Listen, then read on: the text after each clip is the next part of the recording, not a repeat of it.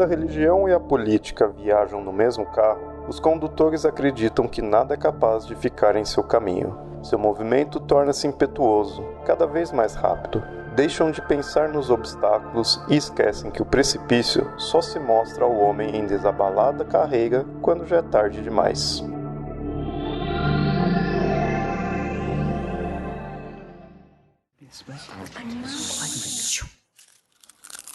Porque no livro do qual esse filme é baseado... Gente, o que nos faz gostar de adaptações? Contar um pouquinho mais sobre quem a gente é, mas com perguntas inocentes, porém nem tanto. É muito importante que a gente fale sobre coisas que a gente realmente gosta. Você está ouvindo o Perdidos na Estante.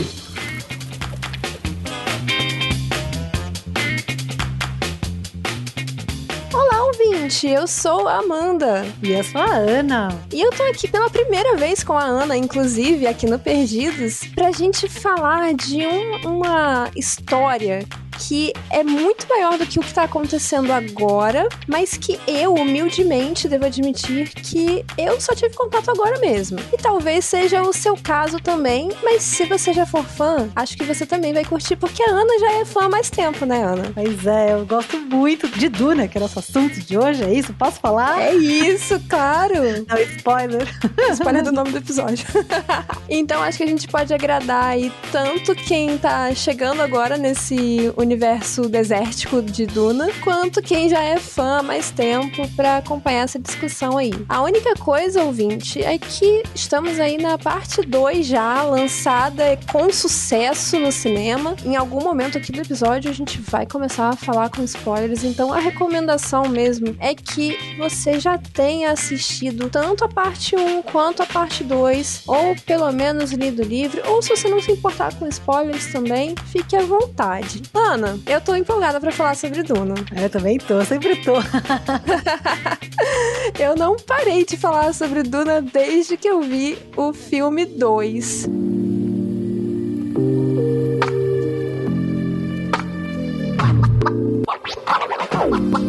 Eu quero, inclusive, já começar aqui, antes da gente entrar nesse universo denso aqui do Duna, e eu quero deixar um beijo muito especial nesse momento do beijo, aliás, 2 beijos especiais, para 2 amigos que se descobriram também super fãs desse universo. Então, um beijo, David. Muito obrigada pelos spoilers, que eu já esperava tudo que aconteceu no final do filme, tá bom? Mas um beijo pra você. E um beijo, Rafael, que também ficou super viciado e pesquisou tudo de Duna e ficou me mandando um monte de link, uma loucura. Foi muito bom. Você tem algum beijo especial, Ana?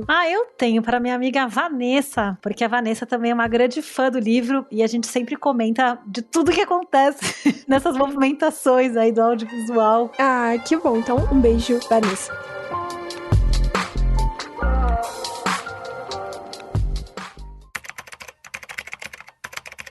Duna é um romance de ficção científica escrito por Frank Herbert e publicado nos Estados Unidos em 1965, vencedor do Prêmio Hugo de 1966. No livro, Paul Atreides é um jovem nascido no berço da aristocracia no planeta Caladan. Em meio a tramas seculares e jogos de poder que operam transformações e elevam e destrói casas inteiras dentro do grande esquema universal do Império. Paul descobre, em sua jornada de crescimento, que seu caminho talvez já tenha sido traçado muito antes do seu próprio nascimento, e que seu lugar no jogo pode mudar tudo. Duna ganhou 5 sequências escritas pelo autor e mais alguns livros spin-offs e complementares escritos pelo filho Brian Herbert, em colaboração com o escritor Kevin J. Anderson, assim como colecionou adaptações e algumas tentativas delas também. A mais recente, comandada pelo diretor Denis Villeneuve, teve estreia em 2021, com o lançamento da parte 2 em 2024, ambas cobrindo os eventos do primeiro livro da saga.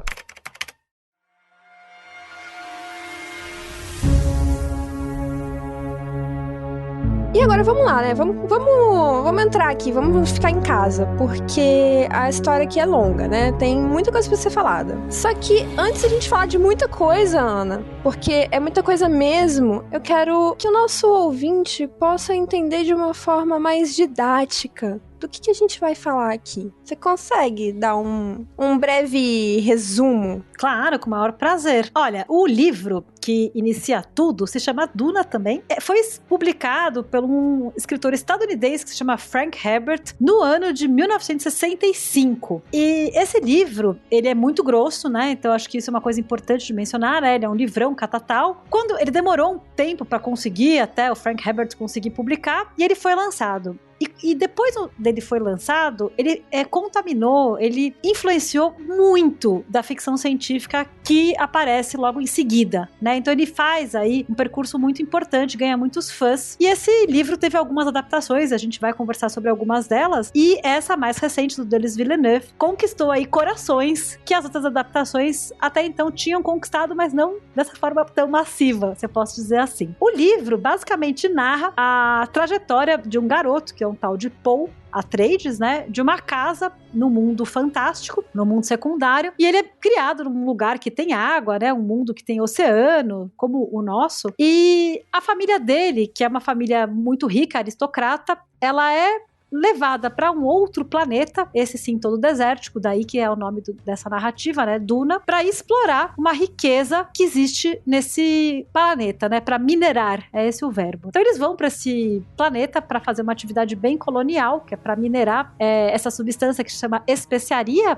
no livro, né, uma das traduções, e essa mineração dessa substância faz com que nesse universo as pessoas consigam navegar, consigam viajar pelo espaço, porque sem a especiaria não é possível navegar. Então acho que a primeira metáfora assim, é que seria como, por exemplo, a exploração de petróleo, né? Tem várias semelhanças com isso. E aí, chegando nesse universo, que o Paul não conhece nada, que é todo desértico, essa família vai sofrer um golpe dos arqui-inimigos lá, que são os Harkonnens. E aí, nosso amigo Paul, que é um jovem que não tem muitos amigos, só tem quase professores, ele é muito, enfim, né, uma criança para ser treinada para ser um grande senhor ali, feudal. Ele vai parar no deserto com a sua mãe. E a partir daí ele toma contato com a população originária desse planeta, né, já tá sem pai, já perdeu família, perdeu tudo, e ele vai se redescobrir nesse lugar. Então ele cresce nesse lugar, né, então, desse garoto ele se torna um adolescente, jovem adulto nesse lugar, que aparentemente é muito hostil, mas que ele vai descobrir toda uma forma de vida muito mais interessante e com uma grande resistência armada contra esses estrangeiros que vinham lá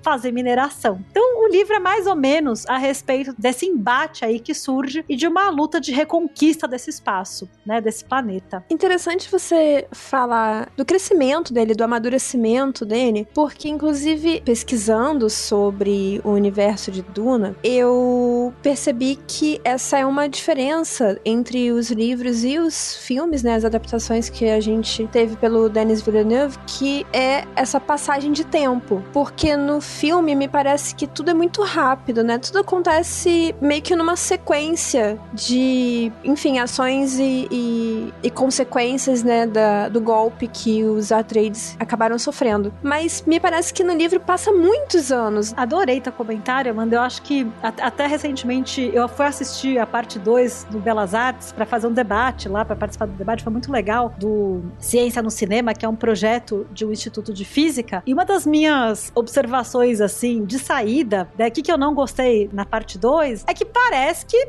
ali, em 9 meses, o Paul vira líder, aprende a cavalgar lá os vermes do deserto, aprende a andar no deserto da forma que aquelas pessoas que são originárias do planeta caminham, né, que é uma forma específica. E no livro se passam anos, ele vai criar uma família, vai perder um filho, tem muitas histórias. Então, nos filmes, inclusive não é só o Villeneuve que faz isso não, nas outras adaptações, a sensação que você tem é que isso acontece muito rápido. E eu acho que eles poderiam ter colocado um processo de envelhecimento um pouco do protagonista para ficar um pouco mais fidedigno. Então se passam muitos anos, porque pra alguém, imagina, né? Imagina que você em 9 meses chega numa cidade, já vira ali o popular. Na verdade, eu tenho a impressão que são até menos de 9 meses, né? Porque a mãe dele tá grávida no primeiro filme, na parte 1, né? Ela descobre a gravidez, não é isso? Isso, é isso mesmo. E ela ainda não teve o bebê na parte 2, então, poxa, é muito rápido. E parece tudo muito fácil, né? pelo tempo que passou, portanto.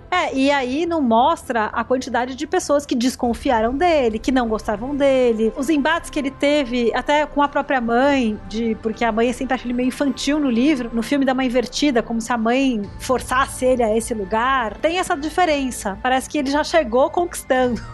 Parece que foi tudo muito fácil pra ele. Agora, esse primeiro contato seu com Duna foi pelo livro? Foi. Li Duna pela primeira vez quando eu mesma era uma adolescente. Meu pai tinha o livro, tinha comprado o livro. Eu tinha em casa, li muitas vezes, eu li quase uma vez por ano durante muitos anos. Era um livro que eu sempre relia. Na pandemia também reli. Foi legal que em algum momento da minha vida, quando eu dominei melhor o inglês, eu comecei a ler inglês, né? Então foi um dos primeiros livros, acho que eu li inteiro em inglês também. Até na pandemia eu ouvi o audiolivro.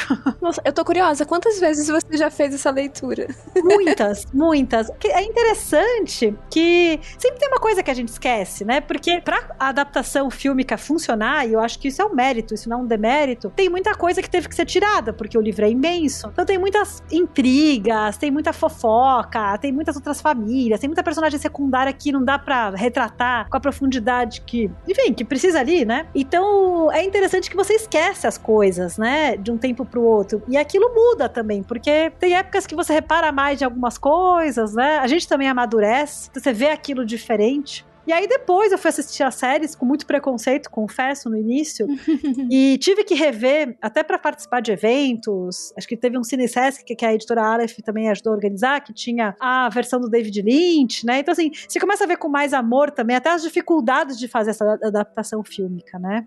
Até porque é um projeto grandioso, assim. Essa adaptação agora do Denis Villeneuve, você tem um orçamento, assim, absurdo e um trabalho enorme. Eu tava lendo algumas curiosidades de making of, até pra poder a gente ter uma discussão melhor aqui hoje, e assim, eles tiveram alguns desafios muito grandes pra gravar especialmente o parte 2, que quase todo se passa no deserto.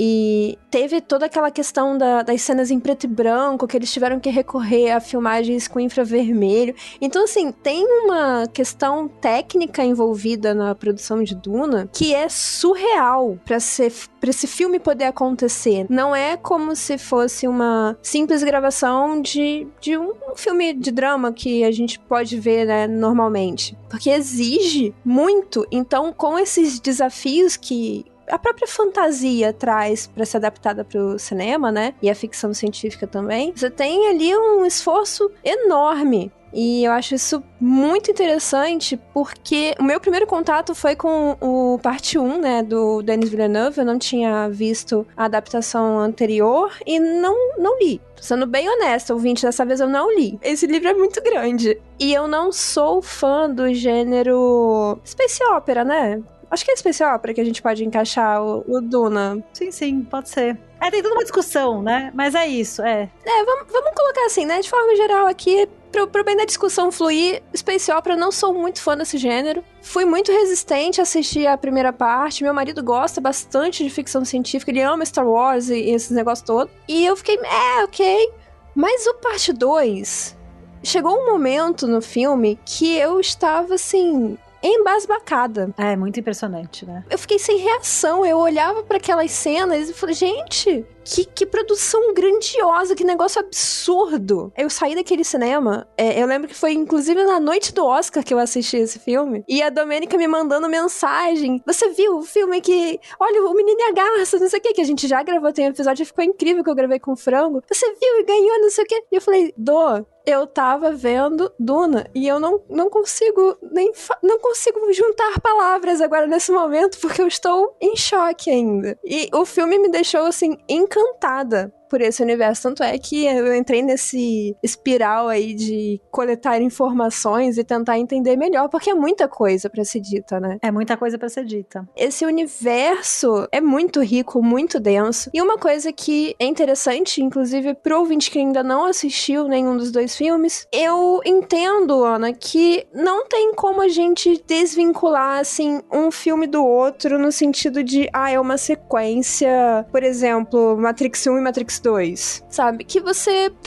entende que tem uma continuação, mas não tem aquela passagem de tempo e você está em um outro momento da narrativa. Eu senti que é literalmente como se eles tivessem cortado o filme no meio e segue. De acordo com o livro, foi meio isso mesmo. E aí, como é que você acha que isso funciona? Você vê isso de uma forma positiva? Tem essa questão do tempo corrido, como a gente falou, que parece que tudo aconteceu ali num espaço de poucos meses. Você acha que contribui pra isso, por exemplo? Eu acho a adaptação, assim, realmente muito boa. Até depois posso falar de um outro ponto que eu acho que podia ser melhor trabalhado. Mas, assim, até então, a grande dificuldade de fazer a adaptação do Duna era a questão do tamanho. Que acho que isso fica muito presente na sua fala. Como o cinema consegue mostrar a magnitude? Porque no livro, a gente tem essa sensação que é muito até típica do movimento romântico no caso teórico, literário mesmo, né? Do sublime, assim, o homem pequeno diante do deserto, né? O homem pequeno diante dessa força, essa natureza extraordinária. Então, quem somos nós? Então, acho que essa dimensão da pequenez tem vários momentos lá que as Bene Gesserit, elas voltam gerações e gerações. Então, são planos, assim, que a gente não mede mais em século. Então você percebe que tem uma coisa da escala de tempo e de espaço de Duna que eu acho que ela é muito difícil de transpor pra tela. E tem um filme, eu sei que a gente vai falar das adaptações depois, mas tem um filme que eu acho que ele é essencial pra compreender o que o Villeneuve fez, que ele é um filme que ele nunca foi feito e por isso que ele ficou tão famoso, paradoxalmente.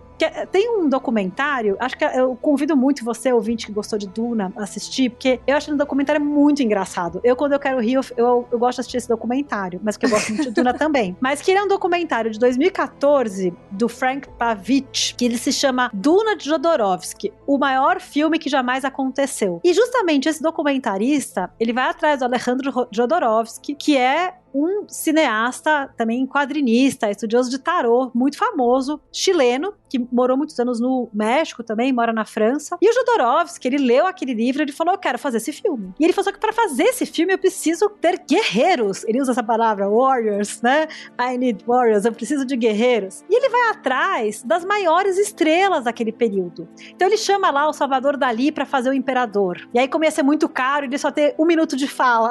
Ele tira o Geiger lá, que é quem vai fazer depois, 79, justamente todos os cenários de Alien, o Oitavo Passageiro, que é do Ridley Scott. Então, assim, o Jodorowsky, ele tira ali as pessoas, assim, as mentes da sua época, vai pedir pro Moebius fazer os cenários pra dar materialidade, dar concretude, dar uma imagem a algo que ele só conseguia entender por meio da literatura. Então, e a questão da escala, ela não é menor. E eu acho que o que o Villeneuve conseguiu fazer é que é óbvio que ele conhece esse filme do Jodorowsky, que é muito famoso, né? Porque o Jodorowsky, ele não fez o filme porque ficou muito caro e ninguém queria financiar. É muito bom esse documentário, porque ele explica o fracasso. Só que ele deixou como fazer. Ele deixou uma receita que hoje, com os nossos recursos, inclusive técnicos, de você conseguir fazer manipulações de imagens, que não era viável naquele momento. E é muito bonito porque o Villeneuve, ele sacou que a questão era uma questão de escala. Tem uma cena que eu acho maravilhosa, que é na parte 2 também, que você tem o Poe andando no deserto e ele fica bem pequenininho e bem perto do final da tela. É como se toda a tela fosse o deserto e ele estivesse andando quase equilibrado ali, na nossa tela mesmo, pra você ter a dimensão do tamanho daquele mundo, né? Então o tempo inteiro a filmagem tá retratando isso. E eu acho que assim, a gente precisou esperar esse cineasta com muita dedicação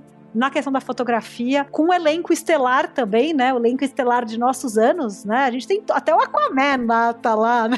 O Jason Momoa, né? O Boy Magia, até ele tá lá. Assim, que é todo mundo. Então, assim, é um elenco estelar pra contar uma história que precisava também desse elenco. Então, assim, a música, que pelo amor de Deus, né? Nossa, assim, a trilha sonora é fantástica. É fantástica. Então, assim, a gente tem todos esses elementos que grandes cineastas, até o Ridley Scott no Alien, o Ridley Scott também fez o Blade Runner, que o Villeneuve admira muito, tanto que fez Blade Runner também. Então, assim, ele pega uma tradição cinematográfica muito consolidada desses grandes elementos, da grande trilha sonora, da grande fotografia, desse elenco de peso, pra contar uma história que as pessoas vão lembrar. Ele sabe que ele marcou o nome dele na história do cinema. Isso é evidente. E ele precisava de 2 filmes pra contar, porque não ia caber. E eu acho que agora ele vai contar outros. Engraçado você falar dessa demora, inclusive, pra fazer o filme, porque essa nova nova adaptação, né, como posso chamar, do Denis Villeneuve, sofreu inclusive com o período de pandemia. Então, não teve só a demora de filmagem, de produção, de parte técnica, etc. Mas também de pandemia. Inclusive, o parte 2 foi adiado, né? Ele era pra ter sido lançado ano passado. Então, vários problemas aí no meio desse caminho entre o parte 1 e o parte 2. Mas, diante do que nós conseguimos ver, eu fiquei muito satisfeita de ter esperado e de ter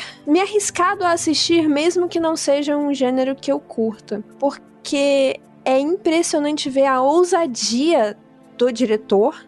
E assim, é um olhar de diretor mesmo. A gente consegue ver que foram decisões muito estratégicas e muito ousadas na montagem desse filme, na edição de imagem, na trilha sonora. Ele não tem medo de sair de uma cena de um dourado ali estourado do deserto e simplesmente colocar um clarão branco ofuscante na tela e te deixar piscando várias vezes pra se acostumar com aquela luminosidade, pra colocar, por exemplo, as cenas dos Harkonnen. Então eu fiquei assim, gente, tem que ter muita coragem pra fazer isso no cinema hoje em dia. E eu digo hoje em dia no sentido de a gente tem muitos filmes, né, que são padronizados, vamos dizer assim, né? Porque a linguagem cinematográfica se fez isso muito presente, né? Essa coisa do ofuscamento que você tá mencionando, né? Muita gente mencionou, porque quando você tá num deserto, você também é ofuscado. Então, ele nos ofusca pra gente também estar lá. Mas é genial! É muito lindo. E ele tem essas referências da Leni Riefenstahl, né? Porque quando ele faz aquelas paradas, os Harkonnen e tal, tem uma citação direta a essa cineasta que apoiou o Hitler, que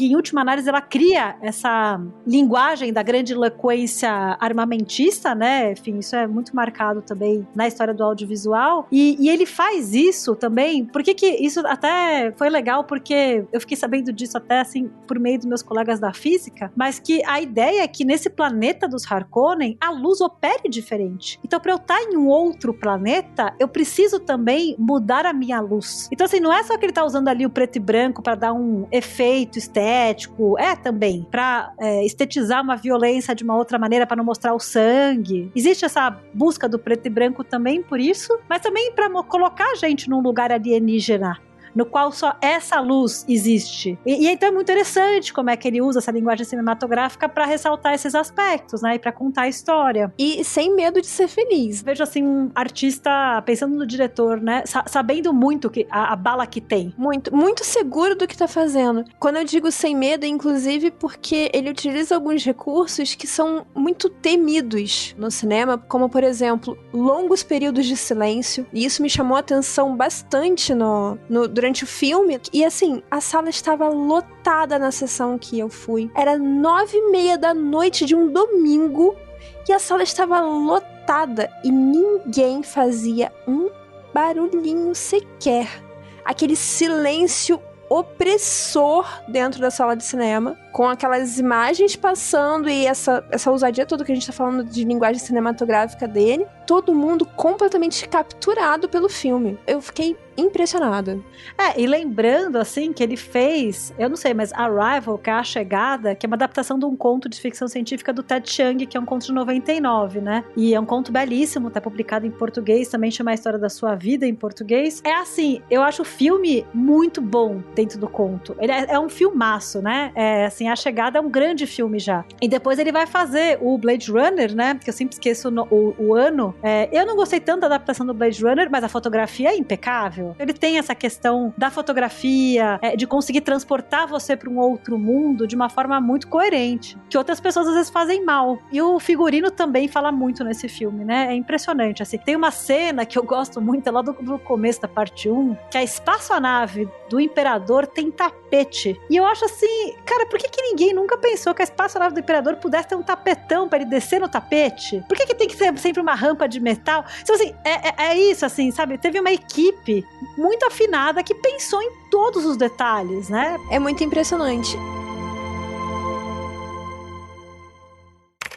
A mais recente adaptação de Duna é dirigida e roteirizada por Denis Villeneuve, em escrita conjunta com Joe Spates e Eric Roth, sendo o primeiro filme lançado em 2021 e o segundo em 2024. Enquanto a parte 1 teve um inegável sucesso de bilheteria, alcançando 460 milhões de dólares, estima-se que a parte 2 já tenha ultrapassado os 600 milhões, impactando a indústria cinematográfica de forma impressionante. Ressalta-se que a primeira parte conquistou massivamente os prêmios técnicos do Oscar 2022, somando a estatueta de Hans Zimmer pela trilha sonora e a de melhor som, edição, design de produção, fotografia e efeitos visuais. Duna é estrelado por Timothée Chalamet, Zendaya, Rebecca Ferguson, Javier Bardem, Josh Brolin, Austin Butler, Florence Pugh, entre outros. Quando você fala que o próprio figurino já tá contando uma história ali, e pra gente começar a, enfim, desmembrar aqui Duna, eu acho que não só o figurino, mas toda a ambientação do filme já tá contando uma história própria. Além dos personagens que a gente vê ali em atuação, eu vejo que o próprio deserto aqui, o planeta, né, que é Arrakis que fala, né, Ana? Fala assim também, fala Arrakis, é isso aí, é um nome alienígena, né, a gente fala como a gente quiser, né? É isso aí, pronto, licença poética. E eu vejo como um personagem por si só. O que você acha disso? Com certeza.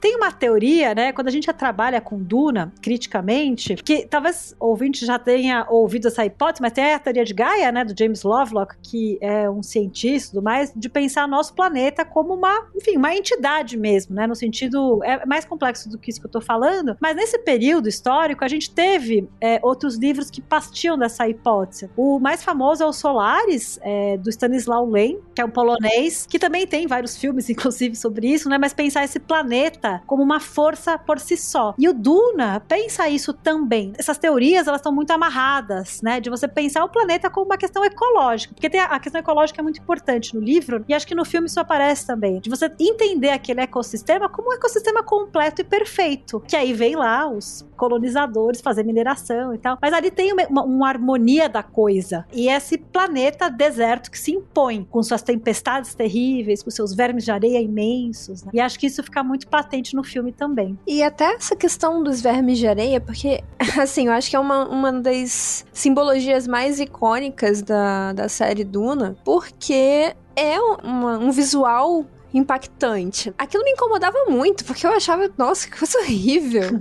Mas depois que eu parei pra refletir por causa dessa parte 2 do filme, eu vi alguns comentários do tipo, é como se eles fossem divindades, eles são sagrados. Sim, com certeza. Pros Fremen. E eu fiquei pensando, por quê?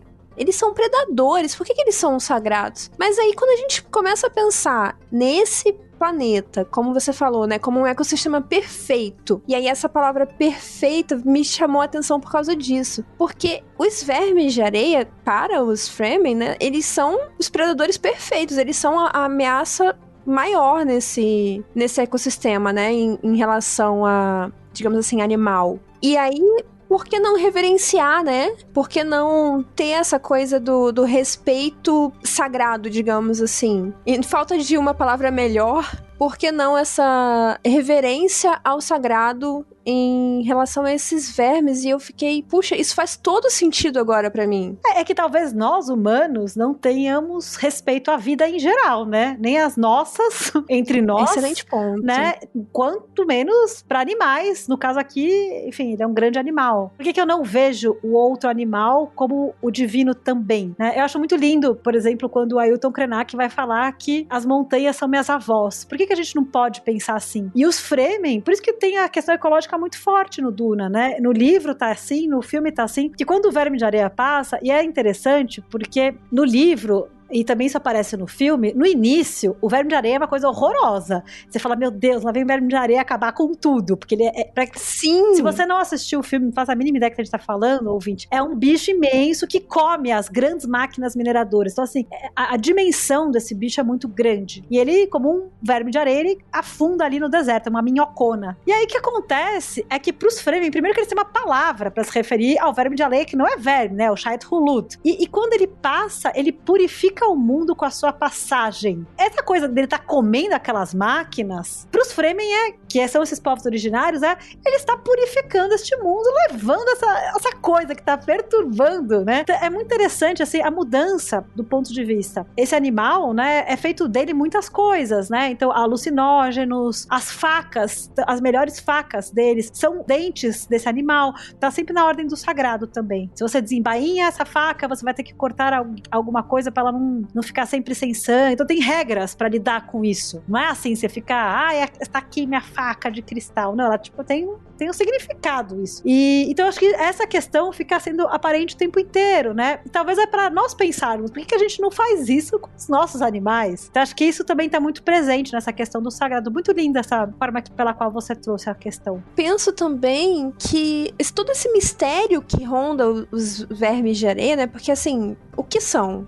De onde vieram? Não existe uma explicação, né? Pelo menos não nos filmes. Eu não sei se nos livros eles chegam a, sei lá, dissecar a anatomia e enfim, a origem e todas as questões, os detalhes ali sobre os vermes de areia. No filme até mostra uma questão ali dos pequenininhos, né? Que eles retiram aquele líquido azul pra fazer aquela água que é utilizada pra, enfim, aumentar as visões e tal, expandir a mente, mas eu não vi nenhuma explicação biológica, histórica, geográfica, nada sobre a origem desses vermes. Então, eu acho que o mistério em si, em torno deles, já está ali brincando com o divino, sabe? Com o sagrado. Porque também é algo que a gente não tem explicação, né? No livro que tem uma relação, assim, não é tão muito bem explicado também, viu? Tem umas coisas ali, mas tem um pouco mais de detalhamento. Mas uma coisa que dá pra entender é que eles têm muito a ver com o ciclo da especiaria. Tá tudo muito conectado.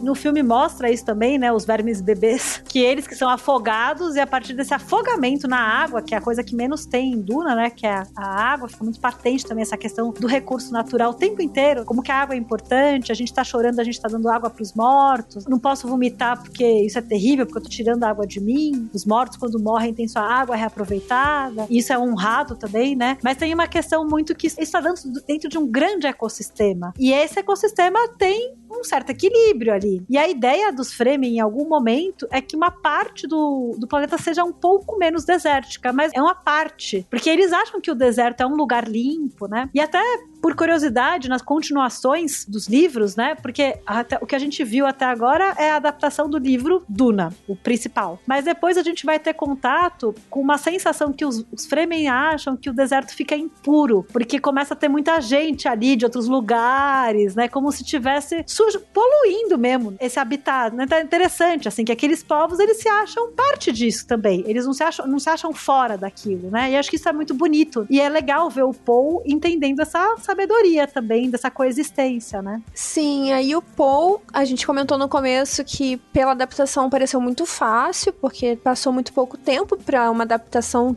tão boa dele. No segundo filme, ele já é, assim, nasceu Fremen, né? Mas eu acho realmente muito bonito, como você falou, que mostra todo o respeito que ele tem. Ele sempre teve uma curiosidade, ele sempre demonstrou uma curiosidade muito grande, mas depois ele realmente passa a respeitar essa cultura Fremen, e ele passa a aprender tudo que ele pode sobre eles. Ele consegue dominar a língua deles, ele consegue dominar o passo de areia. Então, assim, ele realmente se esforça para se inserir naquela comunidade. Ele tem um papel muito ambíguo ali entre os Fremen, né? Porque tem vertentes que olham pro Paul de formas diferentes. Ao mesmo tempo que eu até reassisti a parte 1 para poder ter mais fresquinho, e ao mesmo tempo que quando ele pisa pela primeira vez no deserto, e tem a cena que você falou do tapete da nave, quando ele desce, ele passa por aquele povo que tá ali pra observar aqueles novos invasores, ele começa a ouvir pessoas gritando, eles são Algaib. E ele fica, o que é isso? E a mãe dele fala, o caminho aqui já foi preparado e tal. Então, já tem uma mística em volta do Paul, desde antes dele ter consciência disso, mas também tem uma resistência, né? Todo o papel dele eu vejo de uma forma muito... E aí, o que você é, Paul? que você acha, Ana? Na realidade, eu acho muito bom que seja ambíguo, porque eu acho que a ambiguidade faz com que a gente possa pensar. Porque quando as coisas são muito dadas no cinema, na narrativa, né, o bem contra o mal, o certo e o errado, a gente tende a pensar menos a respeito das nossas próprias escolhas éticas. E esse filme, assim como o livro, eu acho que ele coloca muito essa questão, porque nos dois casos, a gente tem uma guerra de resistência, né, então o povo Fremen lá, os povos originários desse planeta, estão lá há muitos anos brigando contra esse invasor que vem lá minerar a especiaria. E o Paul, ele assume, enfim, essa figura de um líder que já estava meio que previsto em algumas vertentes ali, parece que as bruxas Bene Gesserit, estou usando bruxa, mas as Bene Gesserit, que são de quem a mãe do Paul pertence, teriam implantado essa história para chegar um branco ali, né, vou usar a palavra branco de propósito, para liderar aquilo, como se fosse um salvador. É interessante que, assim, tem muito no livro e no filme essa ideia de um salvador branco que vem ali com saberes de outros tipos de guerra e armamentos, porque no filme eu gostei disso, ele tem as ogivas lá da família, então a partir disso tem um dado material. No livro existe também, mas não é tão forte essa questão, né? Mas assim, ele tem um papel também que ele vamos dizer que ele colabora com essa luta, materialmente, né? É o nome dele, ele tem lá os companheiros de batalha antigos que ele reorganiza, né? Então ele tem um papel nessa luta colonial. E aí toda a discussão é, quem é esse cara na luta colonial? Será que ele veio aqui pra ferrar a gente de vez, ou seja, pra transformar isso num grande conflito e fazer com que a paz não exista mais? Ou a partir desse conflito a gente vai reaver nosso território e nós vamos morar, enfim, com mais calma, não depender de ficar com medo desses caras que vêm minerar, né? Então sempre essa que é a discussão. Eu acho que tanto o livro quanto o filme, aí já entrando um pouco nas críticas, eles trabalham muito com essa figura do salvador, né? De alguém que vai salvar, e eu não acho que nem os Fremen, nem em mundos reais a gente precisa ter essa figura, né? Mas acho que existe esse pensamento que é bastante colonial, embora seja de agora, né? O filme, e ele sabe o que a gente tá falando, né? Mas tem esse ponto. Acho que isso fica bem patente, inclusive, em algo que eu não gosto do filme, que é fazer o Stilgar, que é o Javier Bardem, que é um grande ator, né? Ele vira tipo um alívio cômico. Pois é, e no livro... Vários memes, né? E no livro ele é assim, ele é um grande guerreiro, ele é um sábio, né? Ele é o cara que explica pra aquele garoto do tipo, se liga, entendeu? Então acho que tem uma mudança. Eu acho que também no filme, isso acontece no livro também, mas no filme fica mais rápido por causa da questão cronológica. Rapidamente, alguns Fremen já ficam lá, não, Lysa H.E. já vou morrer por você. Não é tão rápido assim, na realidade tem um acordo ali, né? Ele trouxe algumas coisas que fazem com que essa guerra seja vencível, entre aspas. E tem a figura da mãe do Paul, essa também eu acho que é bem mal trabalhada pelo Villeneuve, de maneira geral, porque a Jéssica, ela, o tempo inteiro no livro, tá falando assim, meu filho não vai, olha, toma cuidado, olha o que você tá fazendo, veja só. E o Paul, ele tá muito seduzido em ser esse homem, que também é um demônio. Ele também traz a guerra. Então acho que isso tá muito presente nessa ambiguidade do Paul, né, que no final, será que ele não traz a desgraça? Em vez de ser o profeta, ele é o demônio mesmo, né, assim, o anticristo, vamos dizer assim, entre aspas. Então assim, acho que isso fica patente nessa ambiguidade, né. E a mãe, no livro, ela faz um pouco essa mediação de desconstruir um pouco. Será que você deveria ter esse poder? Você não tem medo desse poder? E isso vai piorando nos outros livros, porque uma vez que o Paul tem todo esse poder, o que ele faz? Né? Será que ele vai ser um bom líder? Então essas coisas aparecem, assim. Então são perguntas para nós que assistimos o filme pensarmos também, né? Achamos bom que existam esses grandes líderes? Talvez seja a posição mais sábia nossa ir atrás disso. Então são perguntas que o filme e o livro nos trazem. Ainda tem estoque colonialista, mas eu acho muito bom ser ambíguo também. Não precisa ser fácil também a resposta. Um grande homem não procura liderar, ele é convocado e atende à convocação. Alguns pontos que você falou me deixaram muito intrigada. Assim, o primeiro deles o papel é totalmente invertido no filme, né? Porque a Jéssica se torna a maior disseminadora de fake news do deserto, né? Ela tem uma família aqui, tá toda empobrecida. Ela fala, não, vou botar o medo aqui. Nossa, ela tem um papel, inclusive, maquiavélico, né? De tramar aquilo tudo. E o Paul insiste com ela. para de fazer isso. Você tá me complicando, não é bem assim. E agora você diz que realmente não é bem assim, porque ela não é desse jeito no livro, e isso me deixou um pouco surpresa, na verdade. E ela é bem amiga da Shani, né? Porque elas viram inimigas. E assim, tem um estranhamento entre as duas, né? Entre nora e sogra, né? Tem esse estranhamento, mas no livro depois elas começam a colaborar, assim. Não que elas fiquem amigas, né? Super amigas, mas elas entram numa certa sintonia, no sentido de compreender, assim. Porque a Jéssica se torna uma líder comunitária ali. Vamos dizer assim, ela tem que ter uma ocupação, tendo aquele papel, né? Na comunidade e tal. Ela, por ter o seu papel, ela sabe também que ela precisa cuidar daquelas pessoas. E o Paul lá, muito doidão, querendo... Porque ele toma aquela substância contra os conselhos de todas as outras mulheres. Então ele vai lá e toma aquela substância pra conseguir lá abrir a mente, mas a mãe e a Shani não eram a favor, porque aquilo podia ser um suicídio. No livro, a gente vê esse Paul muito mais imaturo também, né? Meio que testando ali a sorte. E as mulheres, inclusive o Stilgar, eles são sempre um pouco mais sábios. E eu acho que no filme, pra funcionar mesmo a narrativa de fazer dele um pouco mais herói, ter aquelas grandes cenas de batalha, acho que pra isso acontecer, eles fizeram então esse incensamento do Paul como um jovem que de uma hora pra outra vira um grande sábio. Tem um caráter sombrio que tem no filme, que tem no livro, que eu acho muito bom, que ele sabe que ele vai chegar numa guerra, num extermínio, e como é que você caminha pra isso? Essa é a grande pergunta, né? Se você sabe que tá errado, porque você tá lá levando todo mundo, por que você não pode escolher? Então, essa pergunta é feita várias vezes. Talvez, pela sua fala que me deu essa percepção, talvez também, não só pra funcionar a narrativa ali em tela, mas também pra deixar essa pulguinha atrás da orelha, esse questionamento, esse incômodo na gente de ele é um herói ou ele é um vilão? Porque a princípio ele parece muito heróico. Eu termino a parte 2 ali pensando, nossa, o Paul Atreides é um herói. E tem toda essa questão de ele realmente é esse profeta que eles esperam? Ou esse profeta é apenas uma manipulação e uma reunião ali de elementos que favorecem essa figura, né? Um herói fabricado, digamos assim. A gente não tem uma resposta exata, né? Mas eu acho que o parte 2 deixa um ar ainda heróico. Não, com certeza. E acho que no livro tem uma cena que é muito importante, que isso é bem mudado no filme também, que a Shani continua com ele. Ele vai casar com a Irulan lá, que é a imperatriz, pra ter poder político, mas a história sabe quem que é. Enfim, é isso, assim, é um casamento político, mas você vai continuar comigo sempre. E eles perdem o filho juntos, tem várias outras coisas que acontecem. Assim como a Jéssica, mãe do Paul, sempre foi concubina,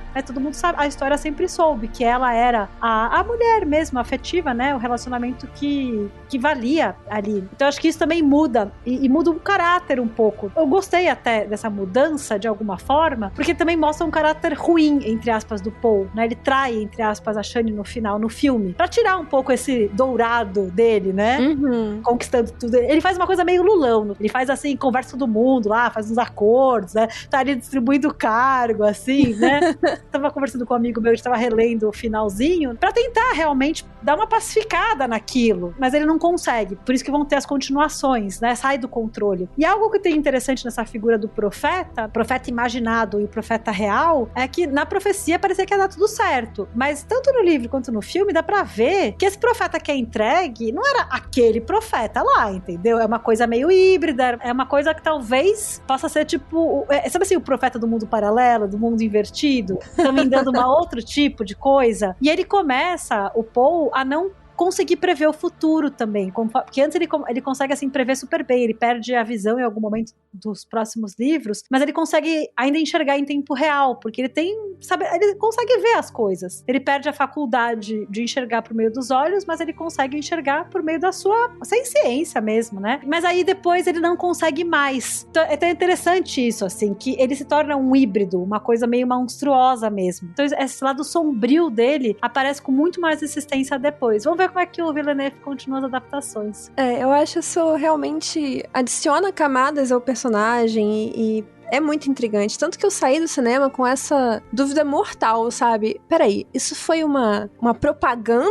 A questão de um salvador, como você tinha comentado antes? Ou isso foi uma crítica? Eu não entendi muito bem, porque, afinal, o que é o Paul nesse grande esquema? Mas, né, depois de estudar um pouco sobre Duna, eu creio sim que é uma figura muito mais, como você falou, monstruosa, no sentido de... Ele tem um desvio de caminho muito grande na trajetória dele, e isso é intrigante porque não anula coisas muito boas que ele faz também. E pra gente também ficar de olho, né, aos profetas aí que a gente tá acreditando. Sim, então assim, é interessante, não é uma coisa assim, apenas mal, né, ou ele é apenas bom, e isso é muito bom, é muito diferente de algumas narrativas mais fáceis que nós temos visto hoje em dia no cinema. Agora, nessa complexidade toda, Ana, o que nessa história, lá quando você era a Aninha novinha, adolescente, o que fez com que você abraçasse Duna como essa história que você ama hoje? Que mensagem foi essa que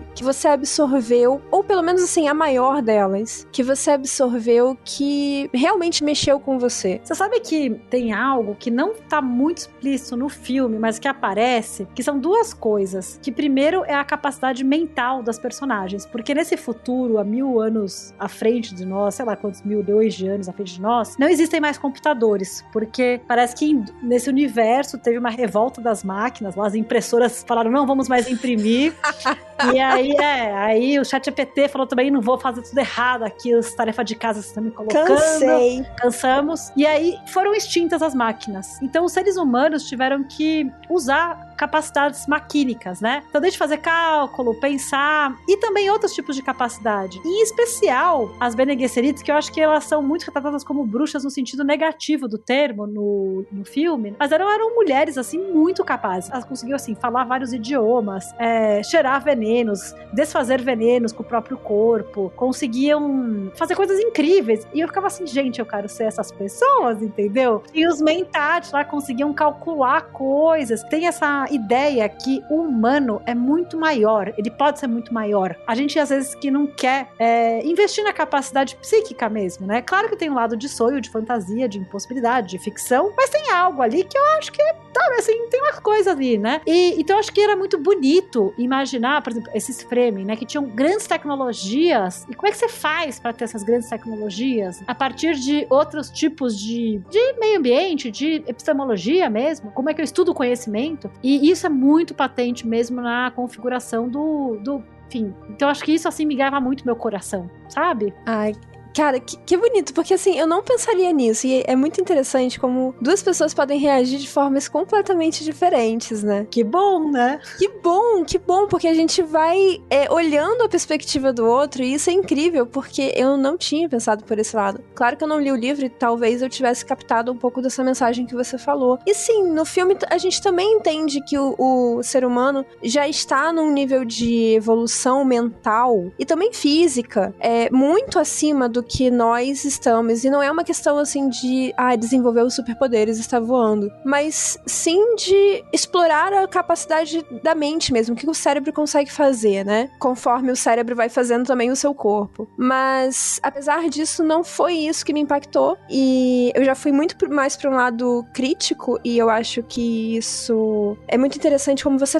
falou também no momento anterior, de como a gente lê determinadas coisas conforme a nossa vivência atual. Pra mim, me chamou muita atenção a questão dessa iminência de Guerra Santa, justamente por causa da fusão entre fé, religião e poder político. A dimensão, a proporção que isso toma de algumas sementes que são plantadas ali pelas Bene Gesserit sobre o Paul, sobre esse Nizam al-Gaib, e como elas pavimentam toda essa coisa num plano de várias gerações, como você mesma falou, que a gente até perde as contas, porque elas fabricaram, geneticamente falando, alguém para manipular a massa e imbuí-la desse poder de o Salvador. E eu fiquei muito impressionada com isso, pela forma como isso foi contado. Eu achei uma crítica incrível. Por isso que eu saí do cinema tão inquieta,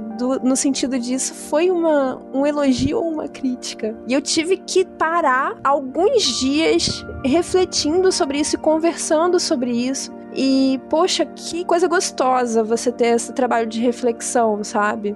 Porque no fundo, o grande tema de Duna é como é o poder. O poder é construído na base do quê? Então, assim, de fé, de controle dos grandes nomes dessas grandes casas, de controlar os poderosos e saber de quem eles são filhos, de quem eles descendem, de também deter esses grandes reservatórios de matéria-prima, né, que no caso é a especiaria, né? Então, acho que a grande pergunta de Duna é muito isso. É sobre o poder e também como eu faço pra inverter esse poder. Porque ali é um puxando de tapete do outro, e porque acho que tem uma coisa, isso é bem patente no livro, ninguém é bonzinho. Ninguém você fala, nossa, que pessoa com coração bom. Não tem essa pessoa. Que tem muito presente isso também no Game of Thrones. Tanto que o Martin, obviamente, leu Duna, é uma das referências óbvias, né? Tem uma relação muito direta ali, que é uma discussão de como que é o poder. E aí o poder dentro dessas grandes casas aristocráticas e também dentro das pessoas mais comuns, que estão ali nesse universo. E como elas fazem para sobreviver a esses regimes tão injustos também.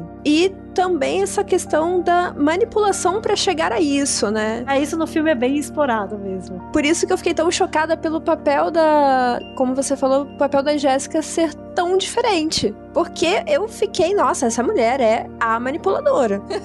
Considerando o mundo em que vivemos, faz muito sentido, né? Porque a coisa das fake news, o controle da mídia e tudo mais, né? Com certeza. E esse risco que a gente corre, né, de alguém utilizar, e acontece, não é só um risco, é um risco muito real, de alguém utilizar de grandes fraquezas e de ingenuidades e, enfim, da esperança das pessoas para conseguir mais poder ainda, né? E é um tema muito presente, muito real e... Enfim, talvez por isso tenha sido a minha leitura também, mas claro que foi a primeira coisa que me chamou a atenção e realmente bateu. Agora, pra gente já ir se encaminhando aqui, porque eu queria conversar por muito tempo sobre isso. Muito legal, né? É muito legal mesmo. É muito bom, porque tem muita coisa pra gente falar, mas não tem muito tempo. Eu gostaria, inclusive, de que a gente possa voltar nisso no futuro com a continuação dos filmes, porque...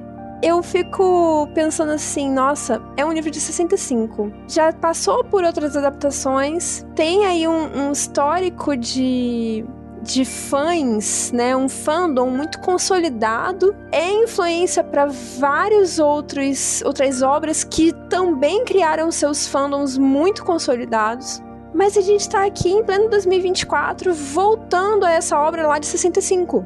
E talvez no futuro a gente volte a falar de novo. Dependendo aí, se sair o filme 3, a gente espera que saia, porque eu fiquei curiosa pra voltar pra essa narrativa. Eu fico muito feliz de ver alguns clássicos que as pessoas, né, da nova geração, por exemplo, talvez não conheçam ainda, mas possam vir a conhecer através desse tipo de mídia que, do nada, volta pro nosso imaginário coletivo. E eu te pergunto, Ana, você acha que Duna Parte 2 reacendeu o hype de Duna?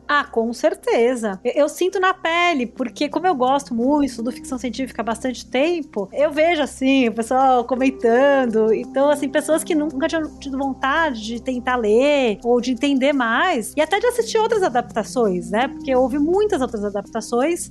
Até uma das coisas interessantes pra mencionar, né? Ele sempre foi considerado um filme unfilmable, né? Que seria um filme infilmável, porque tinha essa pecha, né? Que ninguém ia dar conta de fazer. E eu acho muito lindo, porque a gente tá diante de um diretor que consegue fazer, e eu acho que o público mostra que ele sabe fazer, até por conta do hype, né? E eu tô super curiosa pra saber como é que vai ser a continuação, porque só pra você ouvinte saber, o Duna de 65, né? Os outros livros dele que são... O Messias de Duna é de 69, né? Que esse daí foi logo depois. Mas os filhos de Duna são de 76. Mas eu acho que ele vai fazer os outros, né? E aí tem vários outros, até depois o Brian, que é o filho dele, né? O Brian Herbert, assume a franquia pra escrever outros livros e tal. Então vamos ver até onde que o Villeneuve vai. E eu acho interessante, porque já começa a pegar um caminho próprio. Porque já como que é isso, né? Vai mudando aqui e ali, daqui a pouco é uma obra própria. E eu acho isso muito bonito, muito sadio, né? Porque é uma outra linguagem também. E é muito interessante ver como essa obra sobreviveu ao tempo. E como eu tô citando aqui uma temática super atual, poxa, mas ela já era atual em 65 e ela continua atual, sabe? Eu acho que isso é o que forma um verdadeiro clássico, na verdade, né? E é muito interessante mesmo, porque eu acho que o filme é muito atual, principalmente na questão ecológica ainda.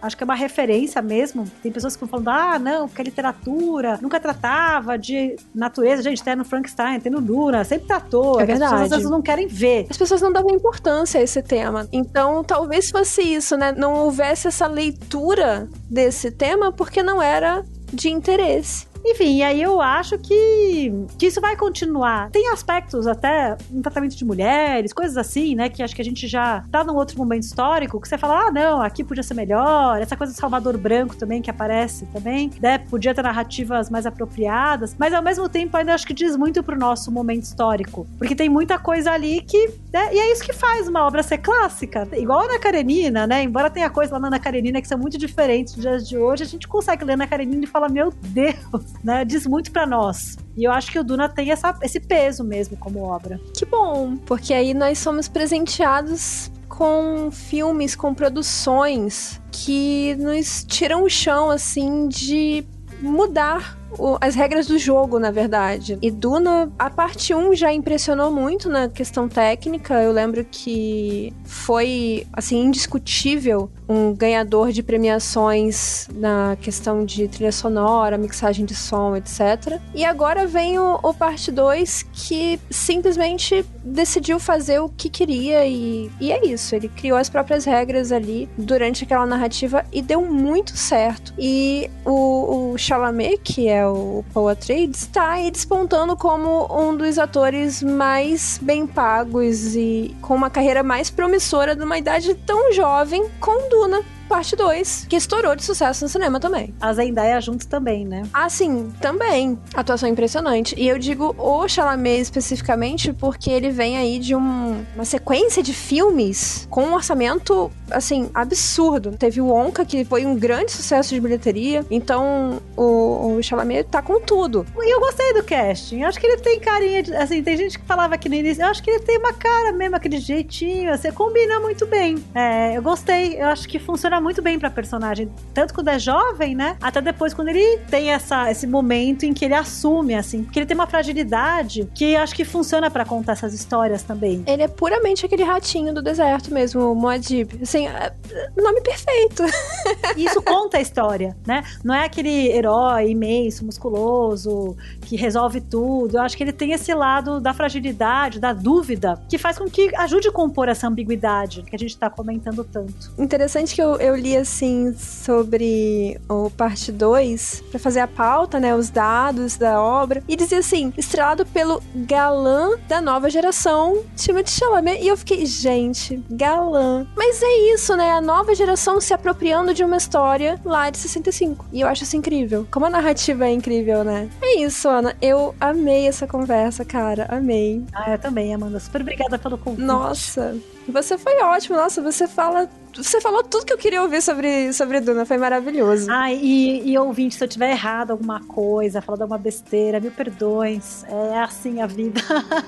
A gente que faz, entre aspas, ao vivo, não, porque não é ao vivo, mas é quase ao vivo, né? Às vezes passa alguma coisa, enfim. Mas é isso, se você detectou aí alguma coisa também que eu falei, porque não sou especialista no universo Duna, acabei de chegar, mas é muito bom também. Eu acho que é uma nova forma da gente conhecer as coisas. E é isso. Muito obrigada, Ana, pela tua participação. Eu que agradeço. Só queria deixar um jabá. Pode deixar jabá? Como é? Com certeza, eu já ia puxar isso mesmo. Então pronto. Convidar você para ler minha newsletter Anacronista, anarush.substack.com. Não falo de ficção científica, não falo muito dessas coisas, mas falo da vida. E sempre deixo convites e tal. E meu Instagram é anarush, tudo junto. Também, assim, se vocês não conseguirem escrever meu nome, o Google às vezes ajuda, né? Mas minha newsletter chama Anacronista, tá no Substack. Então, se você colocar Anacronista Substack, o resto aparece junto. E eu tô lá no Instagram também como @a.mandes91. E você também pode falar com a gente pelo Perdidos na Estante Pod. É grande, mas é fácil. E a gente ama os comentários de vocês. Então, por favor, comentem. Se vocês gostaram de alguma coisa, ou se vocês detectaram alguma coisa errada, alguma coisa que a gente falou, ou deixou de falar, comente. A gente, inclusive, costuma ler os comentários de vocês, ou pelo menos falar dos comentários de vocês e mandar beijos especiais aqui também. Então, o seu comentário é muito importante pra gente. E é isso. Nos despedimos aqui com um grande beijo pra falar na próxima semana sobre outra ficção científica que, está dando o que falar aí também, mas eu vou deixar vocês no suspense, porque eu gosto de suspense. Aí, muito bom. É isso, ouvinte, muito obrigada por ter nos ouvido até aqui, um beijo e até a próxima semana. Um beijo, gente, muito obrigada.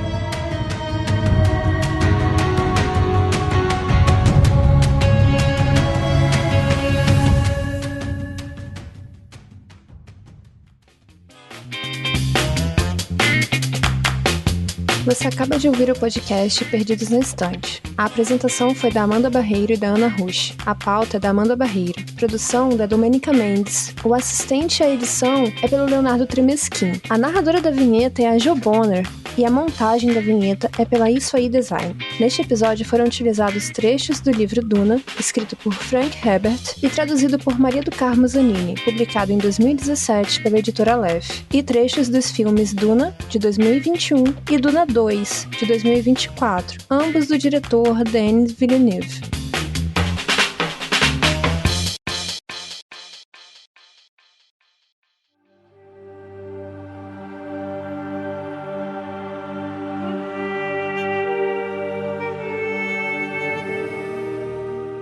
Não vou lutar por ele, vou lutar pelo meu povo.